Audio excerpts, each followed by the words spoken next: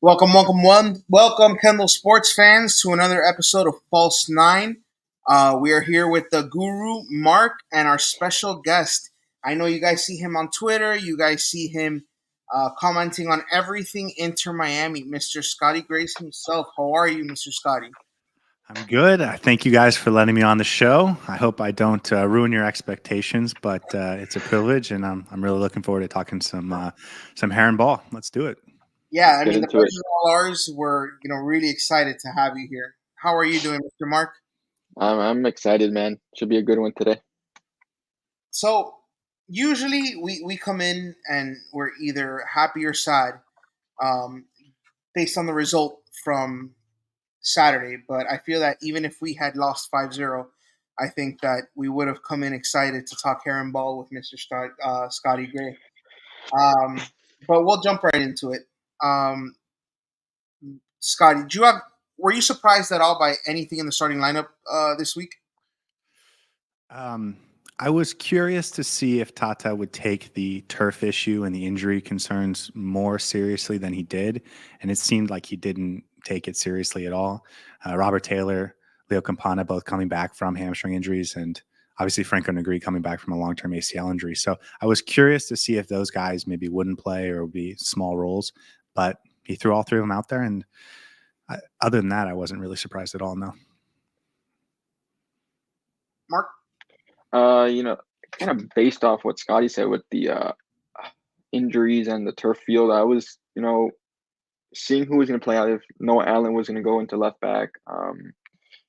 Taylor coming back off the hamstring, Campana off the hamstring. Maybe Leo Alfonso could have started at the left wing, and then Suarez was a maybe because he didn't play in turf in Brazil. He missed those games out there. So I mean, nothing really surprised me outside of maybe Campana and Taylor getting that run of minutes in. See, every time we have the lineup changes with Taylor coming back replacing Gomez, um, Campana in the starting lineup, and there's always this fear I have. Um, we're supposed to beat a bad New England team, and on top of that, the flu is just running through their locker room. And every time I turn the game, I'm scared that we're going to have that Montreal that just that oh yeah, we're gonna beat this team, and all of a sudden we go down 3-1, and 38 seconds in, I surprise. mean, yeah, it was just a bad start, honestly. I mean, I don't know what Freitas saw there, Scotty. If you saw something different when Freitas had to play that ball into the midfield, um, in between two guys. I mean, really no reason to do it. Just recycle the ball around and keep possession to start the game, feel the game out. I don't know what your thoughts on that were, because it seems to be an issue with us, trying to play that ball into the midfield out of the back, and it's been intercepted multiple times, and it's cost us goals like it did here. Yeah, they have not been good starting the games, especially in terms of playing the ball at the back. That kind of bit us in the butt against Sporting Kansas City when Chelo Wigan had a turnover that led to a goal. Even the week before against Nashville, they were high pressing. We were struggling, and that led to the corner that led to Franco Negri's own goal. So it's been 3 weeks in a row where we've given up an early goal because we've struggled to push the ball from our back third into the midfield. And it seems like every week they get it sorted 15, 20 minutes in, and it becomes not a problem. But it is frustrating to see this continually be a problem because I'm not sure if it's a matter of the guy just being focused from the ball drop, or if it's, it's a coaching thing where they have to figure out what the other team's doing before they can make the adjustments. So yeah, it's really frustrating to see early on in the game. Yeah, I agree with that. Like you said, those three games that you mentioned. I'll even go back to the Nashville to the New York City game where Jordi Alba gave up the ball in the midfield, trying to make a pass from the left hand side to the middle, and got picked off, and Sailor was in no man's land, and Kellner got beat near post. So I really do think that these turnovers are in the beginning of the game, to say the least, are just putting us in a back foot. But thankfully, the attack that we have is able to overcome it at times. But, to start off a game 1-0 is not really something you want to see from a team sitting in first place, against a depleted New England Revolution team, who's at the bottom of the Eastern Conference. So finding our footing in the first 5 minutes in the next game would be something to look forward to. And something that I saw, and it's a running joke here on the show. I love the way Drake Callender plays. I think he's got a lot of save ability in him. But my lord, what a decision to come out, once that turnover happened. And I have this thing where, I call him Super Calendar, and there he is, because multiple times he's come and saved the day. But oof, he was anything but super on that turnover. Yeah, he's been in bad form over the past 6 weeks or so. We saw the really bad mistake against Monterrey. This was another really bad mistake. Fortunately, it didn't really cost us because we sort of turned the game around relatively easily. But he also had that goal that he allowed against Montreal where he comes for it and it's a set piece. He comes for it, he doesn't get there, and it becomes an easy tap in. I think this has been sort of my stance, is that Drake Callender had an amazing year last year. And he said to Tata Martino and he said to Chris Henderson, I want to be the best goalkeeper I can possibly be. So what do I have to do to become that? And they told him, you have to get better at playing with your feet. You have to get better at coming off your line. You have to be more of a sweeper keeper, these types of things. And those aren't things that he really excelled at coming in. He was always a phenomenal shot stopper, but those other aspects of being a good goalkeeper, he wants to improve, and he's doing it in game because he wants to prove he's better. But he's not quite as good at those types of things as he is as a shot stopper. And so we're seeing more mistakes this year because I think he's trying to improve and he's trying to be a better goalkeeper all around so he can have a future with the U.S. men's national team, a future in Europe, etc. But this is just part of the growing pains, I think. And maybe I'm being a little generous because, like you guys, I really love Callender and I think he's an excellent goalkeeper. And so maybe I'm just putting a positive spin on it. But for now, at least, that's my take on it. And I hope that it's going to pay really nice dividends later on in the season because he's had these growing pains and he went back, he watched the film and he got better because of them. And by the time it comes to, the Leagues Cup knockout rounds and the playoffs and games like that, he's a much better goalkeeper for these decisions he's making right now. Yeah, I'm going to agree with you with that. But I'd even go back as a preseason game against Al Nassr. That was, I think, his poorest performance I had ever seen. And then now you see some of the things that, transpired in that game, happen again now during the regular season, stuff like that. I understand that he's getting better and like you said, I think he wants to prove to Chris Henderson and Tata that he's the dude. He wants to be able to get that spot in the U.S. men's national team. But I think for me, his biggest issue is command of the area. Like that goal against Montreal, he came out almost a third of the way. Go grab it. There's no reason that Kokoro should have a free header there when you're coming out for the ball. You need to grab it or you need to punch it out. It's those small things that if he can really improve on, harp down on them, and going forward have the confidence to get those balls and command the area, I think we're going to be a much better team. Yeah, and I'm hoping that the mistakes that we're seeing now are the building blocks that he needs to become that better goalkeeper. Yeah. So I guess maybe I'm just an eternal optimist, but that's sort of my spin on it and how I think this is part of him becoming a better goalkeeper. I would agree. I mean, and the next step that we want to see him take is obviously playing with his feet better. I mean, that's, I think, his weakest part of his game. It's something that, if we're going to be playing out of the back and playing back to the keeper to keep possession, where he needs to be able to control the pass and then, play the right pass and not put, Busquets under duress with a guy on his back. And, if he needs to kick it out and upfield, and so be it. But I think that's where he needs to be better as well. I think for go better ahead. or worse, the one thing that I don't see is indecision. I mean, he's making a decision and he's living with it, whether it's just an atrocious result. He is. I'll give him that. He is just, going with it.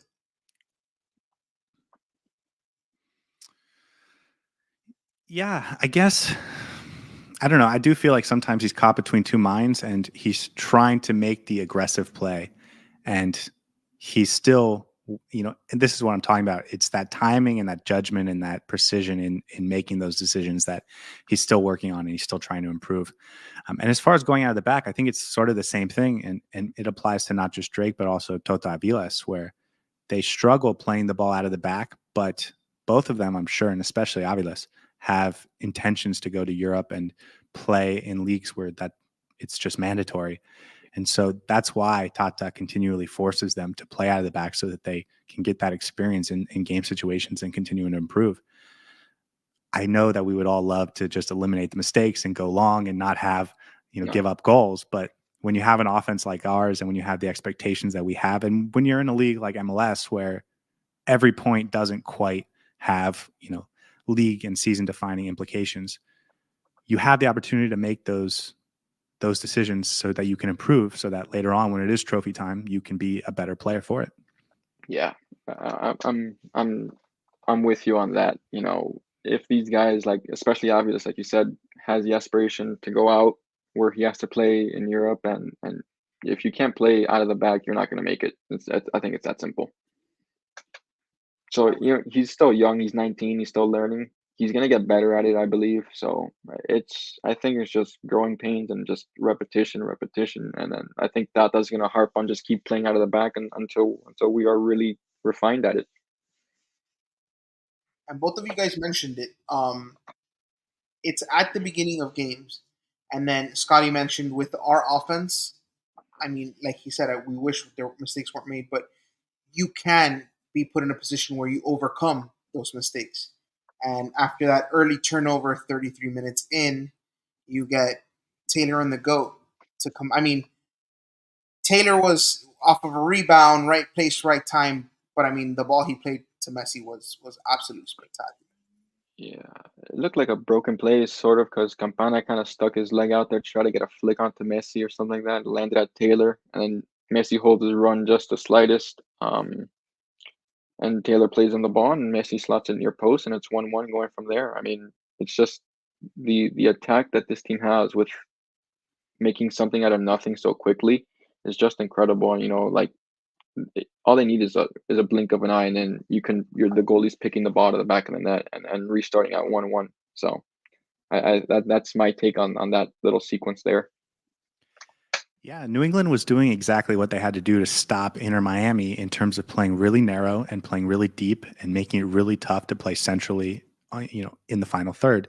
And yet, even while doing that and doing it fairly well in the first half, Robert Taylor can still slice it so perfectly, perfect touch, perfect precision, and obviously Messi, when he's behind the defense, he's going to finish. So that was a beautiful goal, and it's textbook on how you can break down a defense if you have that level of quality, really. I'm glad that you had mentioned the way New England forces to play narrow, because I see that in teams a lot, especially when we went to the 5-back, they would overload our midfield and cause a nightmare for Busquets to look for a pass to break the secondary line of their midfield to go forward. But I think teams are starting to really put that game plan into place.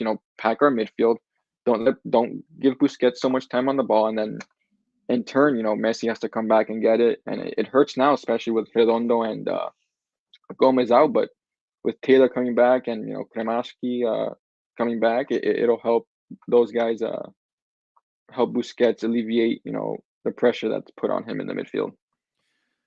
Well, we saw last season Nashville in a pair of games really wrote the book on how to defend this Messi team in the Leagues Cup final and in that home game where they got a 0-0 draw. Mm-hmm. And it felt like some teams adopted that this season. We saw the Galaxy do it early on, and we've seen it a lot more recently, where if you can play really narrow defensively and really well structured and keep the distance between your lines really short, you can really clog up the middle and make it really difficult for guys like Suarez and Messi to operate effectively. And so, the one player that I think is the key to all of this is Robert Taylor, because he can provide that danger, and he can provide danger from a really wide area, which forces that back line to spread out, and that's what creates the space. So getting Robert Taylor back, I think is huge. And, for as good as he is and for as many goal contributions as he has, I think he's equally important for unlocking Messi and Suarez centrally. Yeah, I mean, breaking that defense, breaking the lines is something huge, and we saw it when Taylor was out. That Diego Gomez did against Sporting Kansas City. Like Messi picked up the ball in the midfield, and Taylor made an absolute dart across the outside back in between the center back, and Messi played him, and he scored. But those runs are what Taylor does the best, breaking those lines. Going over the top, having Suarez drop in, pull a center back out, and then running behind him. I think it's crucial for Messi for the success of this team. Yeah, and I'm sure you guys probably agree with me when I'm about to say, but Tata's original plan when he didn't have that opportunity with Robert Taylor was to play a 3-5-2 and just ignore those runs, and it didn't work at all. And so even if it's not Robert Taylor, even if it was Diego Gomez, you could see how important those runs are, how important it is to be able to play wide from the attacking three and having that real left winger that can be dangerous, athletic, and effective. And it just changes this offense entirely.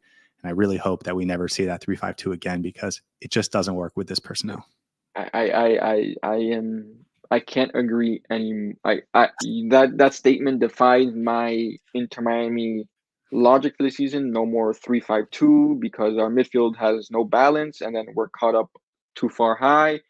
Outside center back is going this way. Our defense is broken. Messi finds the ball at his feet, and then there's no runners because it's only Suarez. I mean, I don't want to see a 3-5-2 ever again. Mark dubbed it tacticless Tata on the show. That he said that's how he was referring to Tata at all times, because he's just I mean, frustrated by his it's tactical. there's just frustration with him. Sometimes subs are made too early or not at the right time and waiting too long. I mean, it's just a whole thing I have on him, and maybe we'll get to that, maybe not. But as far as you said, the 3-5-2, I'm fine with it never coming back again. Yeah, we were doing our pregame show, and we were. This was the last time we saw it was against Monterrey in that second leg, and we were feeling very confident. We had gotten Messi back, and we felt like we can take it to them. We just looked really good against the Colorado Rapids in the second half with Messi, and we were feeling really confident. And then, as soon as the lineup comes out, we see it's a 3-5-2. We're just confident shot. It just felt like we had given up and capitulated before the game even started, and it was just a disaster, That really. I said like that 3-5-2. There's so many options he can go with to piss me off, like a Robert Taylor right wing back against New York Red Bull, or a Noah Allen center back. I mean, I don't know. I don't even know. This formation is not fits our personnel, and hopefully it's something that is buried somewhere else and never coming back for us. Yeah, maybe we shouldn't go too deep into it because we'll lose the next half an hour with me ranting. So, Me and you both. Yeah, I agree with you, man. So I have two questions. Well, not really questions. What did you guys think of Franco Negri's first half? Because that first half from him, I thought was one of the strongest I've seen from him since coming back with that injury. Scotty, you want to take this one first? You can. He's a good player, man. He really is, and he's one of the few players on this team that's like a prime age player where you know what you're going to get and you just expect consistent quality. And I really like Franco Negri. I think having a guy like him as a backup player is a luxury few MLS teams can have. And so when Jordi Alba went down, I had no concern because I knew Franco Negri can just step in and be that quality player. So I agree with you. I thought he was good. I thought he was good the whole game, really. And he's just a good player, man. I don't know what else to say. No, I agree. I know Franco Negri, going back to last season, I saw him the first two games in person and I was like, wow, he is going to be a very good player for us going forward. Of course, season derailed by injury, but even coming back this season, I thought he looked great in his games. Honestly, he's been in good form. He's good going forward. Has the work rate to track back and defend. He's a solid player overall. So I thought his first half and his game in general was good. Yeah, I don't know if you guys agree, but and I know it's been a long time since he tore his ACL, but it feels to me like he's a little bit more athletic this year. It feels like he worked really hard to get in good shape, and it feels like, and maybe this is just recency bias, but it feels like he's more explosive and more athletic than he was last year with the same I quality. I would agree. I mean, he's it's a testament to the work he put in. Then looking at the way he looked last season to the way he looks now, just like you said, the explosiveness. the knee looks like it's not even a bother to him, like nothing ever happened. So I'm happy for him, to be honest. And going forward, I mean, I have no doubt in my mind he's going to be an important player for us, and he's a solid rotational piece, starter, anything you want on that left side with Alba out or if Alba needs a break. You think Messi and Co being here and the players around him, which is completely different than what he was playing before, allow him to play a little bit more free, which would allow him to display the qualities that you were talking about, Scotty? I think that he really wanted to play with Messi. And so I think he worked really hard to make sure that when he came back, he was in a good spot. I think he worked really hard to make sure that his recovery was both effective and as quick as possible. And I think he's probably just really excited to be on this team. And so focus is always at 100%. And he's, just trying to be as dynamic as he can be. But actually, I think he's been fairly well structured defensively. And I think, Jordi Alba loves to bomb forward, and not that he's bad defensively, but I feel like our back structure is a little bit better with Franco Negri just because I think he's really trying hard to be 100% focused 100% of the time. Yeah, I agree. I mean, he gets forward, but he also has that mind. Hey, all right, the play is switched. We don't have the ball anymore. I'm getting back, and I'm hunkering down, and we're playing defense. Not that Alba doesn't do that, but I think that focus is there from Negri just a tad more because of this team that he's on. The second question I had, and it's a conundrum that I was talking to Mark pre-show. I have this inner Julian Gressel dilemma because he's great in the final third in terms of delivery, in terms of just being able to give service. He's just great at it. But I feel that he's just so bad everywhere else. So my inner debate is he's always the first sub out. Is that delivery, that service worth the bad first touches? Just I don't know. What do you guys think? I have this inner dilemma that I can't get away from. That one first, Mark. Yeah, I can take that one. I think it may be something to do with a little Julian Gressel fatigue, as I'll call it. I mean, I believe he's the only player to play every game for us. Yeah, including preseason. Yeah, including preseason. And in a position he's not the strongest at. I think I've said this multiple times on a show or maybe on Twitter that his best position is out wide in a 4-4-2 as a right mid. And I know we hunker down to a 4-4-2 at times defensively, but offensively he's kind of tucked in a bit, trying to provide Busquets an outlet and an outlet to Messi. And I think, is a sacrifice of his final ball and stuff like that. He's good at it, but I mean, everything that he does, Messi can do, Taylor can do. I believe, he's a good service provider of final third, final ball into the box and on corners and stuff like that. But I think it has to do with some fatigue. I never thought he was the best defender and stuff like that, but he does have these spells of bad touches, bad trying to force a ball, a misplaced pass and stuff like that. So I mean, maybe he gets a game or two off, and it's a breath of fresh air for him. So it's something to look out for.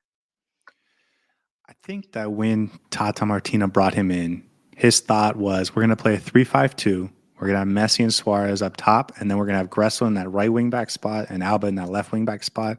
And they're going to be able to get forward and just whipping crosses. And they are, possibly the best whipper in of crosses from each side in the entire league, from that wing back spot or from, a right and left midfield spot.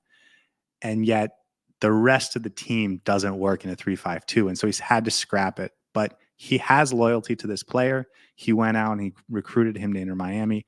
So he wants to make sure he has a chance to really establish himself in this team. And because of how we've had to go with this 4-3-3, just because it fits everyone else better, he's sort of shoehorning Gressel into the midfield. I don't think Julian Gressel is a bad player. And I think that if you put him on the New England Revolution, he'd be their best midfielder, or he'd be one of their best players. I know Carlos Hill is there, but and in a lot of teams, he would be like a really important player. It's just that on our team, We have Busquets, and I don't think he fits well with Busquets structurally. And then we have a bevy of young midfielders that we really like in Diego Gomez, Redondo, Kramaski, David Ruiz. And so it's so easy to look at all of those little mishaps and think to ourselves, man, it would be nice if we had Kramaski's athleticism. It would be really nice if we had David Ruiz's punch, because we don't need that offensive threat. And so he's a good player, but like you said, I would like to see him get a game or two off just to get a rest and a reset, because I don't think he's had a good game in a while now. Yeah. So Yeah. So I don't feel as bad because I didn't know if it was just me picking on him. It was just I'm watching the games, and every time there's a turnover, I look and he's involved somehow, some way. But it could just be that it could be just Yeah. Like, I want to say I learned from Inter Miami, and specifically from Federico Higuain, that you should never write out a good player that has true quality, because it's just about finding the right situation in the right place for him to have a real impact. And we saw that with Higuain once we got Pozuelo. And I said the same thing about Luis Suarez in the preseason, when he looked like he was really going to struggle and he wasn't running very well and he looked like he was in pain a lot. It was just a matter of letting him click in and finding his role. And I think the same is true of Julian Gressel. So I don't want to say he's a bad player, because he's not. He's a good, high quality MLS player. It's just going to be a matter of figuring out how to put him in a position to succeed, along with all the other players that are more important, and you have to plan around them before you can plan around Julian Gressel. So it's out there for him, and I don't want to write him off, because he is a good quality player. No, write him off. Absolutely not. He provided that service to Suarez. He's good at what he does. His best game to me, or his maybe last best game for me, was the Orlando game, where he was playing out a little wider, where he came in and had that two assists, and stuff like that.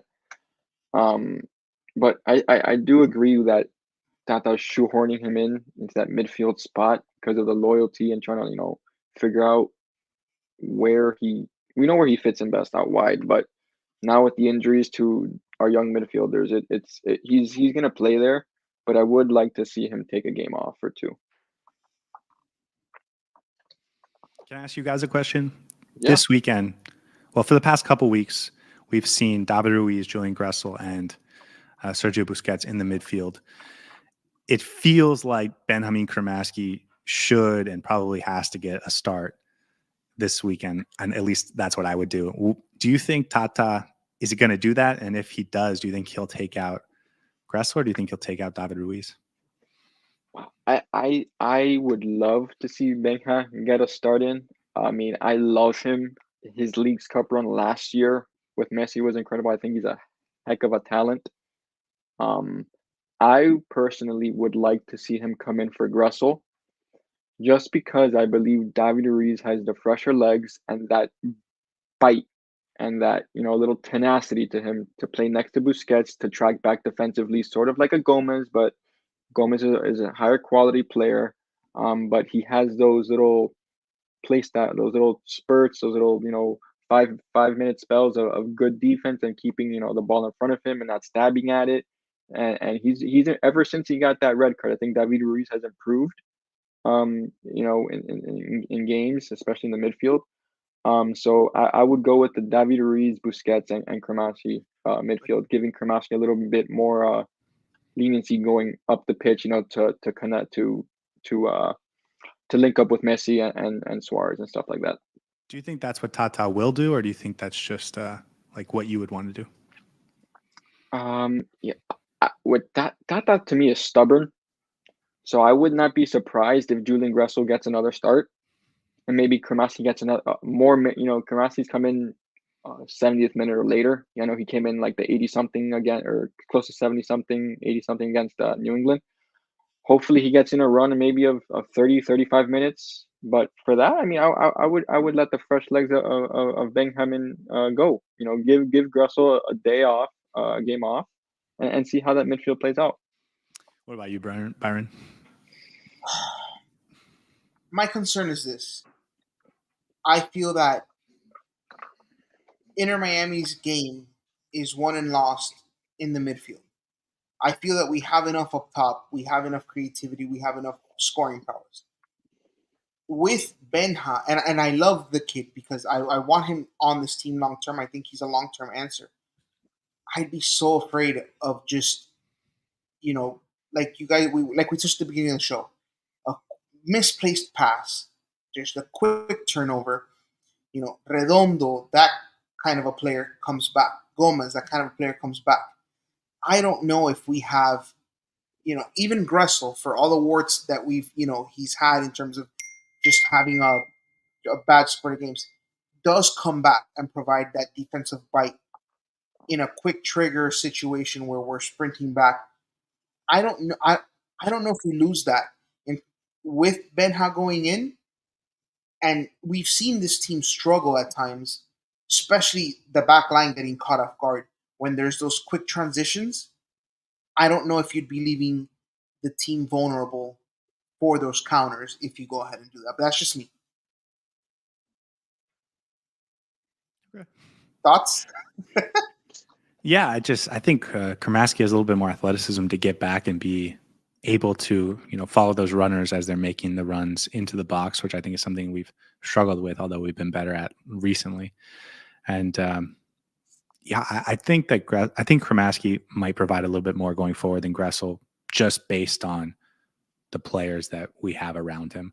I think Gressel's probably a higher quality player in the final third, but I think Kramaski fits in with Suarez and Messi a little bit better. And, we saw that a little bit in this game against New England where both the third goal and the fourth goal, he's finding the right positions. He's getting involved in the plays. He had that nice little kick on for the fourth goal, and he was sort of running back around to get in place in case Suarez's shot goes off the post or gets, parried away or something.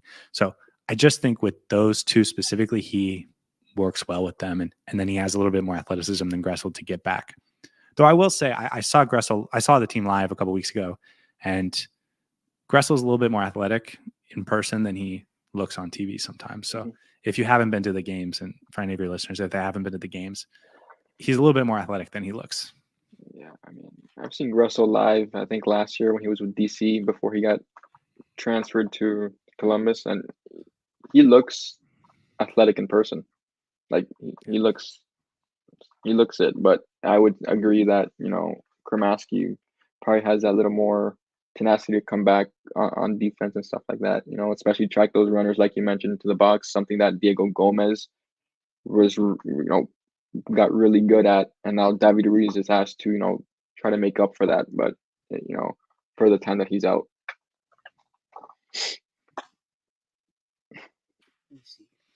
What we saw, I think it was that second goal by Messi in the 66th minute with that ball Busquets served to him. It was just that decoy run by Taylor, and it was an absolute, just masterful serve. I don't know what it is sometimes where there's this chemistry that is just unmatched anywhere. Alba, Messi, and Busquets. Just what are your thoughts on just their ability to out of nowhere and score? You want to take this one first? Sure. I think that is one of the textbook ways to break down a low block defense. And I'm wondering if now that we've had, almost a year with Robert Taylor, Busquets, and Messi on the same team, they're finally getting that chemistry where Robert Taylor takes half a step towards that decoy run, and Messi already knows that he's about to get the ball, and Busquets already knows exactly where to play the ball. And it's that chemistry that feels like, not to say that they haven't had great chemistry, but that was like really impressive. It was a ridiculous ball, a ridiculous timing from Messi, well placed, perfect precision, perfect touch. And then Messi with the finish. That was just one of the highlight reel goals, mostly because of the Busquets pass and then just the dynamic between all three of the players. But that one was phenomenal. That was the best goal of the night for me. Yeah, I'm agreeing 100%. And I actually watched that game, and I believe I saw it on Twitter. Someone had digested that play, and they just focused on Messi and how far he dragged the midfielder defender into the space that he wanted. He got onto his back, and then the timing and the weight of the ball was in sync with the timing and the run of Messi. I mean, I couldn't believe it. I mean, I could believe it because they did this for years at Barcelona, and then it just shows the quality that this team has. And like we said, it's a simple blink of an eye, and you're picking the ball out of the back of the net again. Yeah, it was awesome. Sorry, guys. Yeah, I know I'm frozen. Nothing I can do about it.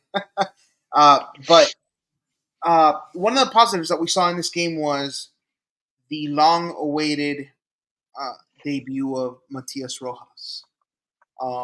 Came in, immediate impact, hustled to keep that ball in play on that goal on the goal line, and then perfect ball to Messi. Messi, you know, left foot goalie just makes the save, and then that allows Benja to be at the right place at the right time for his goal. Just overall thoughts on Matias's debut.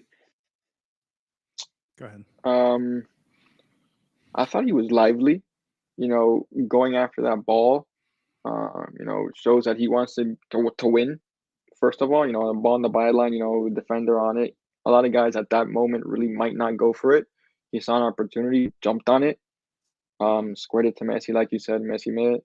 Keeper parried it into Benja's path, and Benja scores. But I truly think that as time goes on, and especially with the Copa America coming up in June, that Matias Rojas is going to be a big key for this team. And his ability to play on the ball, to play as a creator, to play in that Pozuelo role, I would say, with Taylor and with Suarez. I think it'll be a big key for this team going forward. I was really excited about this player for the last, since we first got linked with him seemingly 2 months ago. I always thought he was going to be a really nice, impactful player. And the fact that we could get him that late in the cycle and it not be a guy that we targeted from the beginning, I thought was really a nice find. And I think he's going to be a really good player in this league, despite what happened with him in his last stop in Brazil. But that play, I think, really elucidated so much because you see the hustle, but you also see the balance. And then, if you go watch that play back from a few different angles, you see he makes that pass to Messi as he's getting back up. And so the touch, the vision to get that pass and to put it in a place where he can get a shot off on the first touch, all of that was really, really impressive. And so if we can see that from, him on a consistent basis throughout a 90-minute game, whenever he does get a chance to start, he's going to be a really impactful player. I agree. I don't know actually how much he's going to get an opportunity in the next couple months because he's not taking Messi off the field. And I don't know if he's going to take Robert Taylor off the field. And I don't know how well he fits into a midfield in the way that we play. So I'm actually curious on your thoughts. Are we going to see this player a lot? I know there's no Open Cup and we don't have a ton of midweek games. So I don't know how much rotation we're going to get.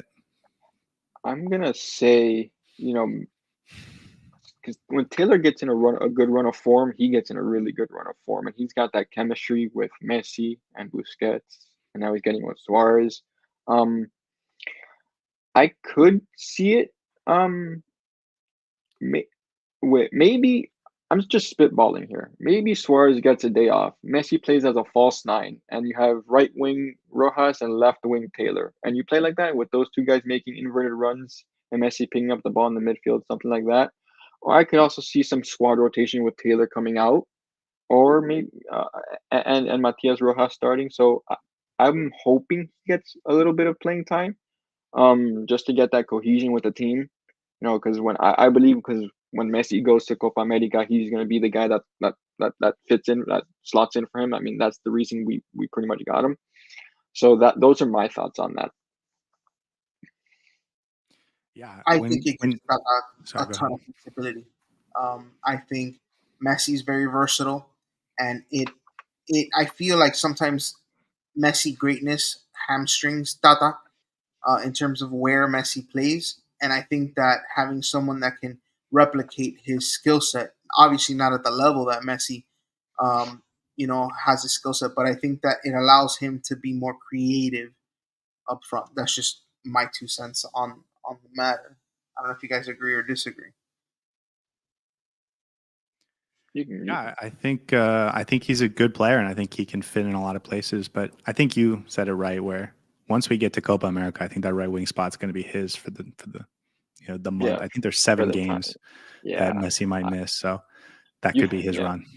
yeah. You figure Argentina goes on a run. Um, so I feel that's a spot, to really make an impact on this team. Yeah, Inter Miami ends up winning 4-1. I feel that the the dead legs of New England really put the nail in the coffin there towards the end. It just the domination, you could see it escalate as time went on. Um, but I really want to get into a few topics since we have our special guest Scotty here. Um, what are your thoughts on Messi and MLS? And do you think that there's this overexposure, over monetization of Messi, and it ignores the rest of the league? I wanted Scotty's thoughts on that, and then we can get Mark's. Do you mean from the perspective of like OG Inter Miami fans, or from like fans of other MLS teams and just the league in general? Fans, just the league in general. I feel like there's this just messy overexposure in terms of there's so much focus on Messi. Does that hurt the growth of the rest of the league? You have what is it, LAFC? You know, out west. Galaxy brought in a few good players. The Crew is still one of the top teams in the MLS. Yet I feel Apple and MLS only features Messi. I think that MLS fans have always had something of an inferiority complex. And I don't know if that goes back to, players from MLS not being enough on the national team, or, you know, I'm sure there's a lot of reasons. And maybe the MLS in America isn't the best soccer league in the world. And so maybe there's some, you know, feelings that come from that. But I don't think Messi's bad at all. Listen, you just mentioned a couple teams that are all really good: LAFC and Real Salt Lake and the Galaxy and the Columbus Crew and the Red Bulls. And, there's a lot of good teams in this league. And yet Messi's team, even though they've missed him for half their games, are still top of the table, still first in the Supporters Shield.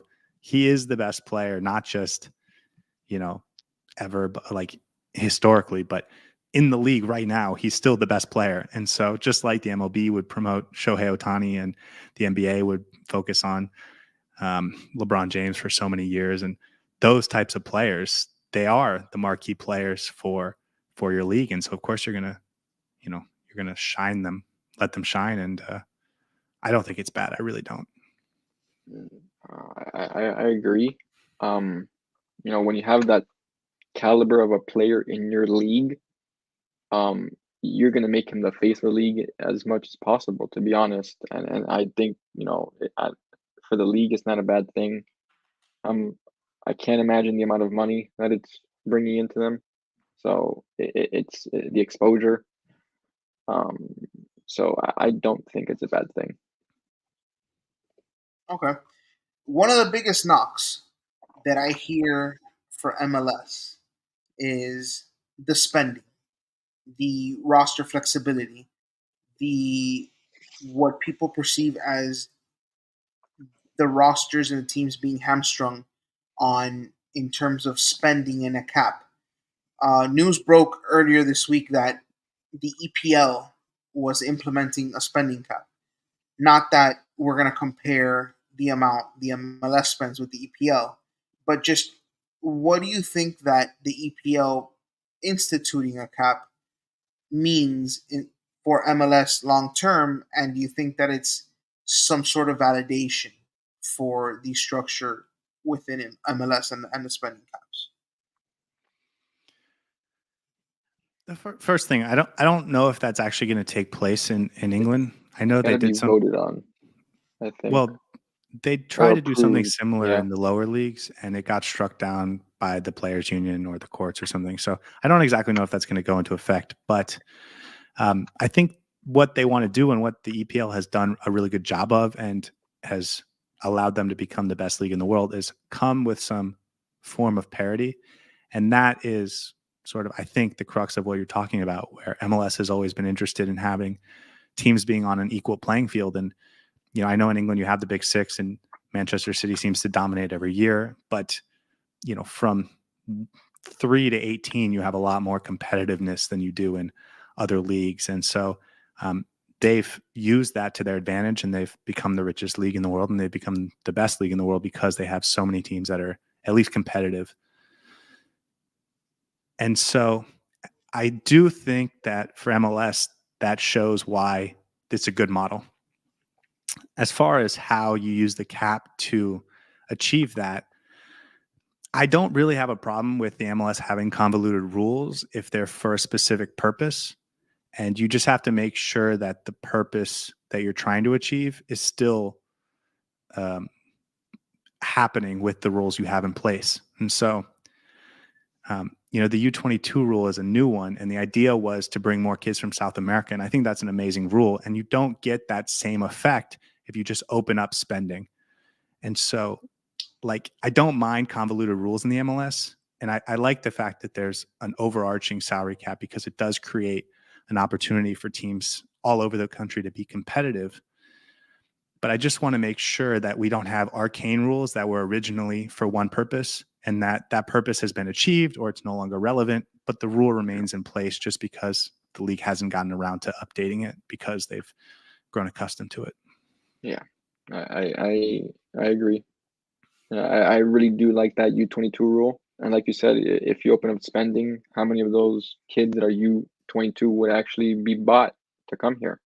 They're going to go for the more expensive proven guys rather than a guy like Facundo Fagias or maybe a Redondo and stuff like that. And Diego Gomez wouldn't get those opportunities that they have now.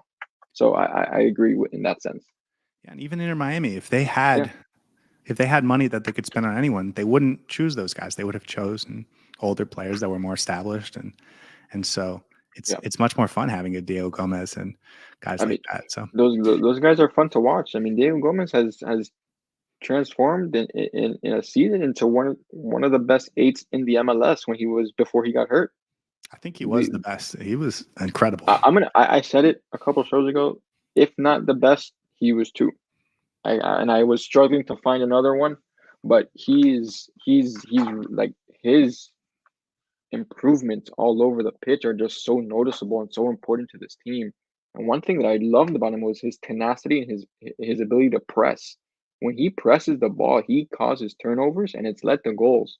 So, and losing that hurts, but hopefully David Ruiz can fill some of that void. But Diego Gomez to me is one of our most impactful, important players. Yeah, he's a monster in the midfield. Our midfield depth, if you really stop and think about it, is ridiculous. Yeah, because when healthy. When healthy. I mean, Redondo, Gomez, and Busquets. Yeah, but even when it's not fully healthy, and you're missing both Gomez and Redondo, you still feel good about Busquets, Gressel, Karmaski, and Ruiz. Yeah, I'm confident with those four. I mean, even Yannick Bright, has shown I like Bright a lot. Has shown glimpses of being a holding midfielder and someone more defensive minded to allow Busquets to go forward and stuff like that, and covering for him. So, the depth is there. It's insane. I don't know. I feel like, yes, it's insane, and we've talked about how good the depth is on this team. And I don't know if it's just bad timing on injuries, but sometimes it can be a roller coaster in terms of depth. I don't know if injuries happen all at the same time. I don't know. I just sometimes I feel like I look at the starting lineup and I'm like, are we really that far down in terms of who we're trying to play? But I mean, I agree. Right now, it's an embarrassment of riches in our midfield. We're here fighting over which, Scotty mentioned Julian Gressel being an important player anywhere else, and Benjamin Kramaski. And then Robert Taylor comes back, and the only reason he's getting playing time is because Gomez is out at the moment. There's just so you guys said it. It's depth, but then at times I felt like that depth was just missing for various reasons. All right. I don't know if that I killed the conversation. no, I do I mean, when Gomez comes back, he's gonna start for Ruiz, and then Taylor eventually keeps that left wing position. I mean, the ones that are gonna suffer maybe the starting minutes are Julian Gressel and Ruiz, I would think, when Redondo and Gomez are fully fit. So that's where, having the ability to go to Gressel, to Ruiz, to Kromowski, yeah, as a sub, to kill off a game or to get another goal or something that really, really benefits us. Yeah, and the midfield is a little different than there are some places where we're not too deep, right? We don't have a right Yeah, back other than Chelo Weekend. And no, as we saw, the left wing spot is, you know, relying on Leo Alfonso, I don't think is the plan for this season, at least, even though he's had some moments. And our center back depth isn't incredible either. But I think in that midfield specifically, we have a lot of guys that I feel good about. yeah, I agree. Sorry about that. All good.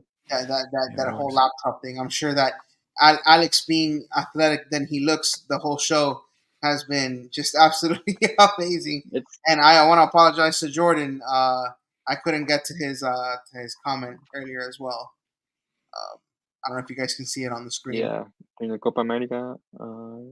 Yeah, I agree. I mean, is Gomez going to go to Copa America? Because I believe his injury takes him up to the start or just around roster selection. Is Paraguay going to take him knowing that he's probably going to anchor their team in the Olympics? So do they let him stay with us? That would be huge. Redondo's probably going to go to the Olympics as well, I Well, believe. If I don't think we're going to lose a lot of guys for the Copa it's America. Messi, It's just it's Messi is just the only Messi, right? obvious one. Yeah, I don't think Luis Suarez plays for Uruguay anymore. No, Um, Christoph might go to the Euros with Ukraine, yeah, but he didn't get called in for their last camp. yeah, I don't think Redondo is going to get called in for Argentina. He for no, the Olympics, yes, but the Olympics is shorter and it's later, and you'll have Messi back by then. And so I don't think Calendar is going to get called in for the U.S. national team. And so I think we're going to get through relatively unscathed for that first, big tournament window, other than obviously Lionel Messi. So and yeah, unscathed is probably not the right word, but missing Messi, I know we have it's huge, but getting these points now leading up to that Copa America are just as big as the production of Rojas after it. I would say. well, have you guys looked at the schedule? Because me and my All right, co-host did this yesterday, and the next 7 games up until the Copa are like relatively easy, yeah, and then it gets much more difficult during Copa. I know. Right after Red Bulls, we go to Montreal and then to Orlando. I know we have Atlanta as a midweek game, Mhm. and I can't remember the couple teams in between there. Well, we got a trip to Vancouver, which is I think And the toughest game in this stretch. But they are I think playing some really good football yeah, right now. that's the toughest game in this stretch. But I think the Red Bulls at home, you got to feel good about. Montreal on the road, I think we should feel good about. Orlando City has not been in good form lately. Nope, DC at home, that should be that's an easy another win. one. Yep. Atlanta United at home, that should be an easy win. And then The Wednesday game. and then the last one is St. Louis City at home, which also feels like a game we should be comfortable in.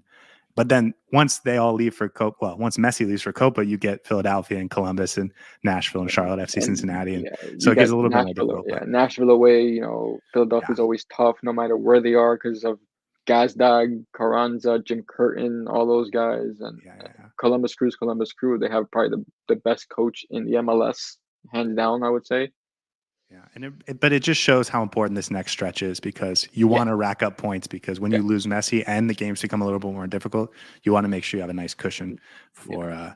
for that Especially, next period. build up the goal differential. I know we're at +10 right now, so that everything leading up to Copa is going to be important. In that stretch of games that we just mentioned. Can I ask you guys a question though? How are you Yeah. feeling in general? Because there was about a month where we went 5 games without a win, and it felt really like bad vibes, right? And now 3 games, 3 wins, 2 on the road, and it feels very positive. We got some guys back from injury, and it feels like we have a little bit more of a robust roster. We're not playing twice a week. I guess to me at least, it feels like a lot better vibes. Is that how you guys see it? Or you guys feel like we're poised to go on a nice run, or do you think So some bad teams or my whatever? my my vibes were super high after that Orlando game, after that thrashing. And then we hit the draw to New York City, the draw to Colorado, the losses to Monterrey, the loss to New York Red Bulls and stuff like that. And I was like, okay, this team has hit a bump in the road. I see it. Um, we've had Messi out for some of these games and stuff like that.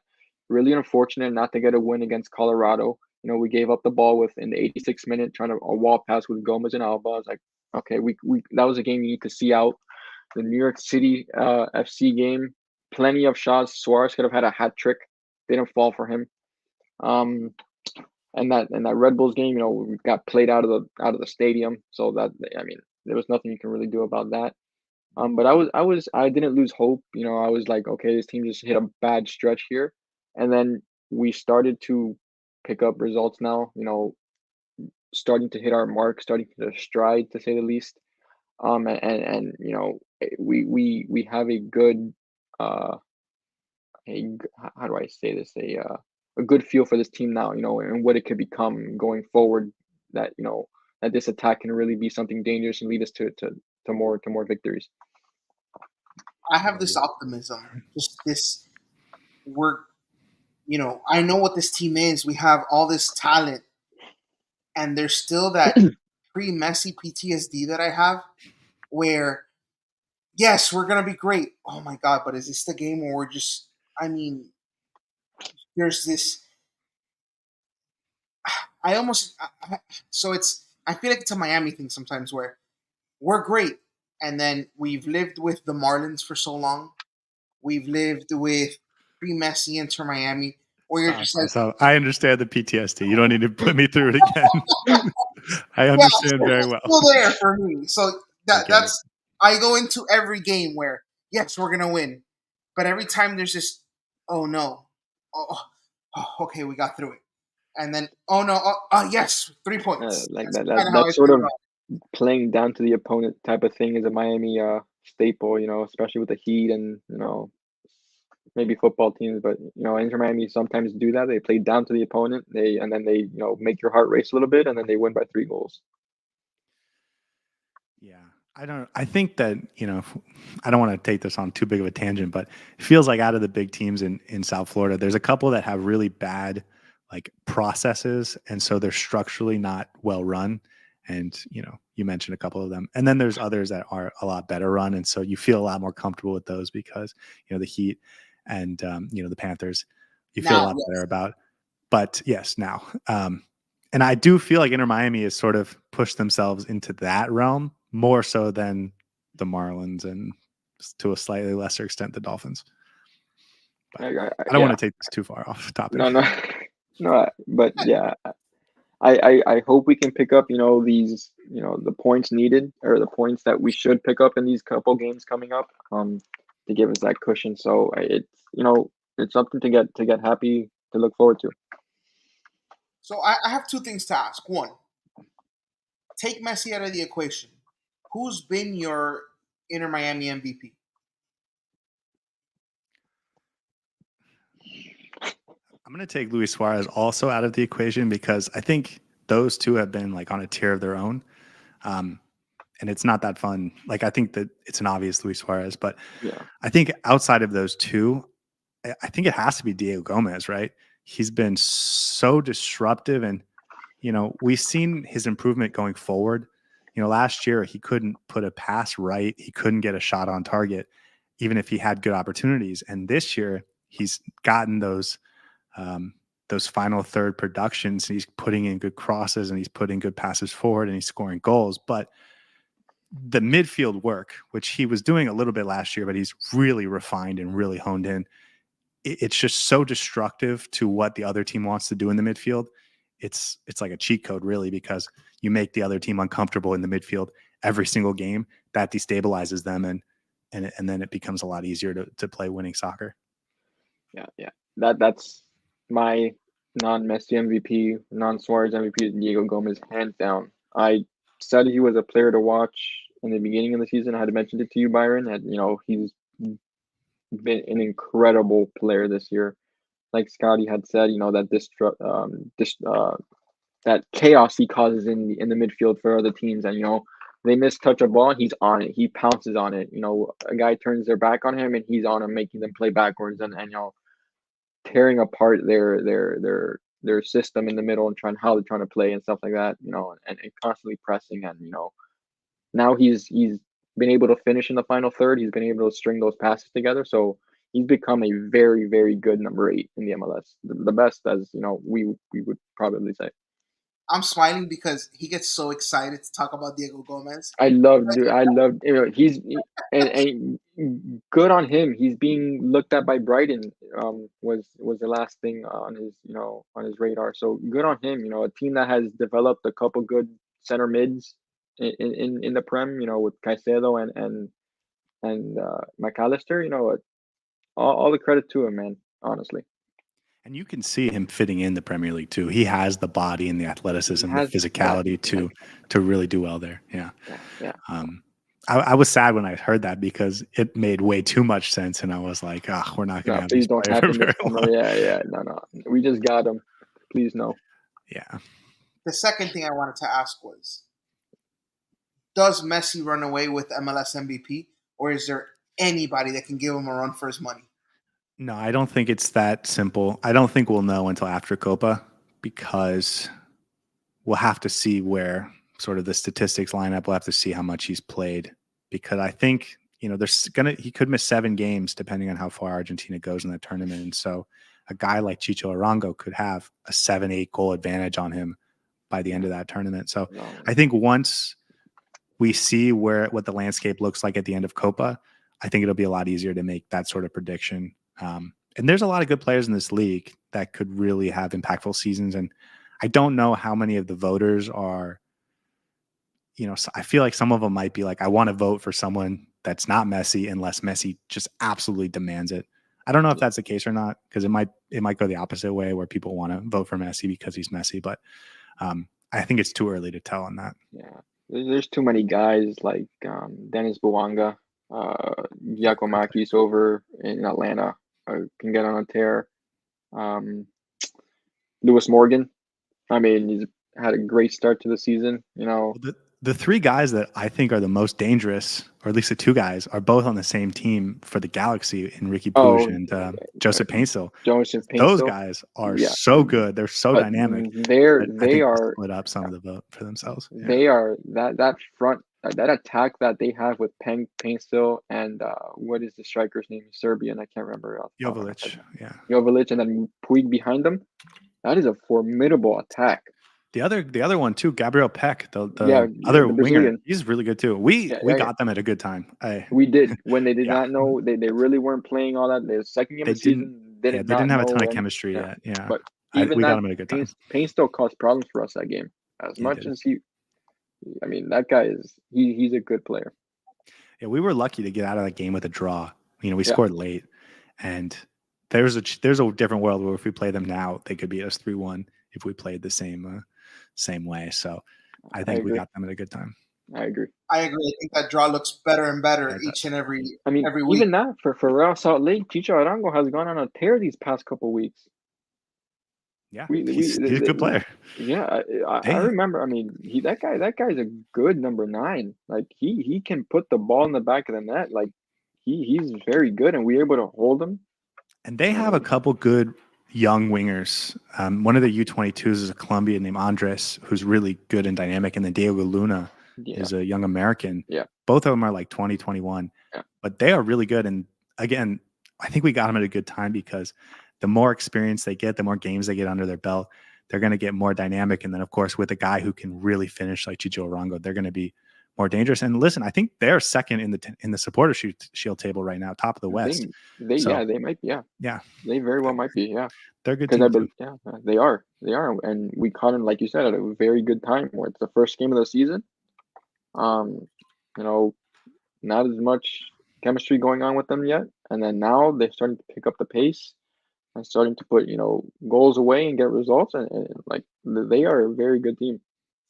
So the reason I asked that question, you guys hit on every single point why I asked that question. 1, voter fatigue with Messi. That was 1. 2, the amount of games played in terms of other guys getting advantage. 3, that the fact that there were so many other guys and you guys brought up each and every single one. Well, listen, that's what we do on this show, right? We ask smart questions and we give smart answers, right? That's what we're here for. We only name a handful. I could have named Thiago Almada, Luciano Acosta, whoever else you wanted. All right. There's a plethora. No need to show off. All right. All right, Mr. Scotty, I want to thank you from the bottom of our hearts for joining us. This was fun. I mean, I was frozen half the show, and we do have a tradition on this show. It is not a false 9 without our friend Jay Gons. Just we don't know what this means. I have no idea what it means yet. Every show. If it brings Inter Miami, if it brings Inter Miami 3 points, send it in every show, buddy. Yeah, guys, thanks for having me. Just to promote my stuff real quick, me and my co-host Sora, we do a podcast called The Drive Pink Dialogue. We do a couple shows a week, but we always do a pre-game episode in the hour before kickoff on YouTube. It's The Drive Pink Dialogue, and I always get really nervous and excited in the hour before kickoff. The lineup comes out and I'm ready to go and I'm ready for Inter Miami soccer. And so we decided, let's just go live and just talk with people, and people can get in the chat. So if you guys feel the same way and the lineup comes out and you're ready for the game and there is no pregame show and you just want to get into it, I implore you guys to come join us on YouTube, because it's fun and it's a good way to sort of get through that last hour and kind of prepare for the game. And we'll talk about the opponents and stuff. But yeah, that's the Dry Pink Dialogue. So I appreciate you guys having me. Yeah. Thanks for jumping on. It was a real pleasure to talk Inter Miami with you. Yeah. So remember, guys, hour before the game, Dry Pink Dialogue. Get all of your formation yelling and Tata yelling. Just join them. Make it as interactive as possible. Thank you so much, Mr. Scotty. We appreciate stopping by and talking to, as our bio says, just a few guys from Kendall talking sports. We appreciate you, and we hope that this isn't the last time we see you on the show. Yeah, it was a lot of fun. Thanks for having me, guys. All right, guys, don't forget to subscribe, hit the like button, tune in next week, and 3 points for Inter Miami. Have a good one, guys.